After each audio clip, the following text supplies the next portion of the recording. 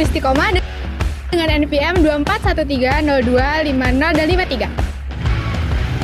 Halo, perkenalkan nama aku Kansana Nabila Hafiz dengan NPM 2413025015. Halo, perkenalkan nama saya Indah Nur Anggraini dengan NPM 2413025037. Saya Denny Nugra Solin dengan NPM 2413025071. Halo, perkenalkan nama saya Musa Permata, NPM saya 2413025029. Halo, perkenalkan nama saya Sylvia Alexandra Versa dengan NPM 2413025035. Halo, perkenalkan nama saya Farhan Abdullah dengan NPM 2413025053. Halo Kak, selamat sore. Selamat sore. Jadi kami di sini ini kan dari acara Unila ya. Ya. Ada tugas untuk wawancarai gimana sih, pengen tahu untuk usaha itu dari para pedagang-pedagang ternyata kan. Jadi di sini kami dari kelompok 1 ini mewawancarai kakak, mana awal perjalanan kakak dari buka bisnis hingga buka cabang di sini. Oke, sebelumnya kenalin dulu ya. Halo semuanya. Saya Putri, alumni Unila angkatan tahun 2013 sebelumnya itu jurusannya memang ilmu administrasi bisnis. Ya, kalau dulu itu usahanya bukan di florist tapi lebih ke gorden. Ya, jadi di rumah itu punya usaha gorden. Itu yang memang udah dari orang tua. Kalau itu memang usaha dari orang tua. Jadi emang kalau kenapa kok bisa buka usaha itu karena emang ya udah apa ya? Udah berpengalaman cukup lama juga di bidang usaha karena memang sering bantu orang tua. Cuman usahanya itu gorden. Nah, makin kesini setelah lulus kuliah, kebetulan ketemu partner yang memang hobinya usaha juga. Jadi sebelumnya memang udah buka, tapi bukan lebih ke florist, tapi untuk box-box seserahan. Karena dulu lihat di sana itu belum ada nih peluangnya. Momen apa sih Kak yang paling berkesan yang selama kakak buat buka toko buket bunga ini? Dan mimpi terbesar apa yang pernah kakak impikan gitu? Kalau momen mungkin momen-momen pas memang usahanya lagi up ya, lagi bener-bener 1 bulan itu penghasilannya melebihi target gitu. Itu pas acara-acara wisuda, acara-acara Valentine. Jadi di momen-momen tertentu gitu, florist itu memang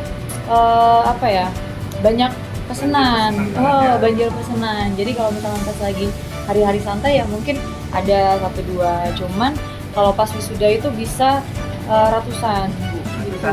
Dan yang paling mengesankan apa ya? Mungkin lembur sampai pagi, pernah lembur sampai pagi, dan itu karena memang sekolahnya memang ya banyak siswanya, jadi banyak yang udah pesan memang dari jauh-jauh hari, cuman ternyata sampai hari H makin banyak orderan. Kalau misalkan yang kerja kan nggak bisa sama nih jam kerjanya gitu, jadi lembur sampai pagi, dan sampai pagi itu masih tetap lanjut untuk buka booth. Jadi kita buka booth di sekolah, misal ada sekolah mana nih yang lagi ada acara perpisahan atau wisuda, kita buka booth di situ, buka stand, bawa bunga fresh, bunga artificial, itu dibawa semua. Gitu. Terus Pengalaman tersulit yang pernah kakak alami dan bagaimana pengalaman itu merubah cara bisnis kakak itu gimana? kalau pengalaman mungkin kalau bunga ya. Kalau di saya itu pernah ngalamin yang bunga fresh itu kan memang tahan lamanya kurang tahan lama. Ya, mungkin jadi kurang ini ya semakin lama. paling lama itu 1 minggu. Paling lama Asli itu bukan? 1 minggu, bunga asli. Nah, pernah kalau misalkan pas hari-hari biasa itu kan penjualannya kurang. Itu yang bikin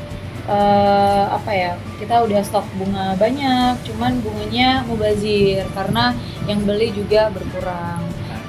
Apa sih Kak menurut kakak ini satu hal gitu yang pengen banget kakak ubah di usaha ini, satu hal yang bisa misalnya ada kesempatan atau apa yang udah hilang tapi kakak tuh masih pengen terus hal itu bisa diubah?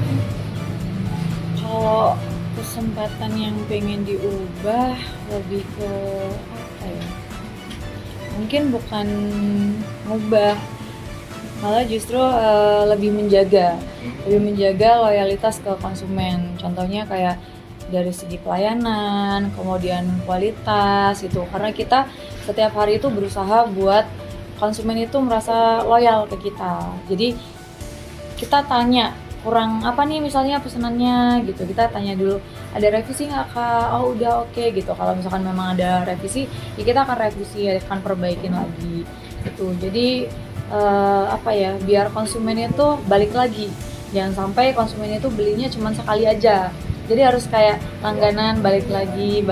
Jadi kita jaga komunikasi sama pelanggan, apa nih kira-kira yang kurang kita kasih ke konsumen, kita revisi. Kalau misalkan memang udah oke, kita akan memperbarui lagi bentuk-bentuk itu ya, dari search dari TikTok mungkin, dari sumber-sumber yang lain, dari Pinterest, supaya model buketnya itu nggak itu aja.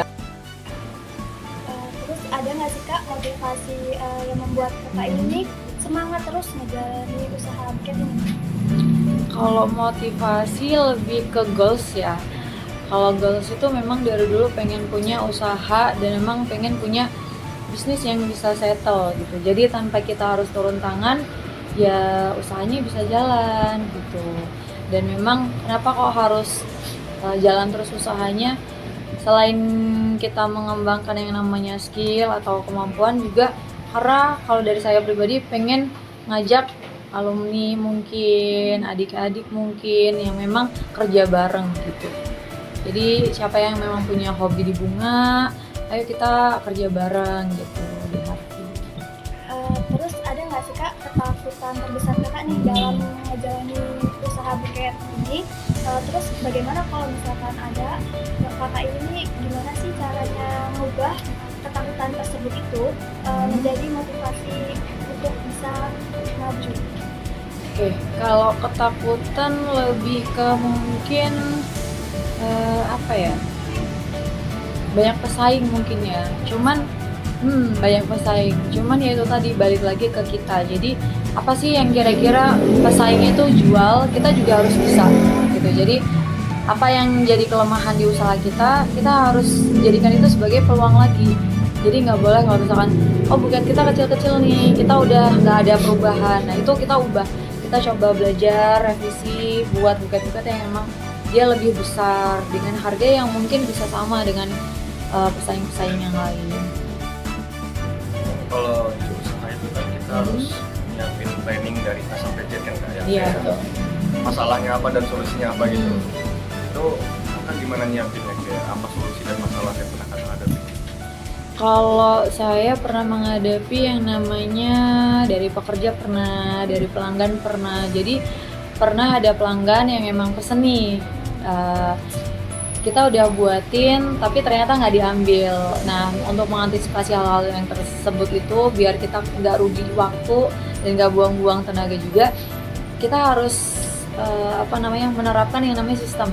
Kalau misalkan pesan minimal ada down payment dulu, ada DP-nya dulu. Jadi kita nggak buat sia-sia.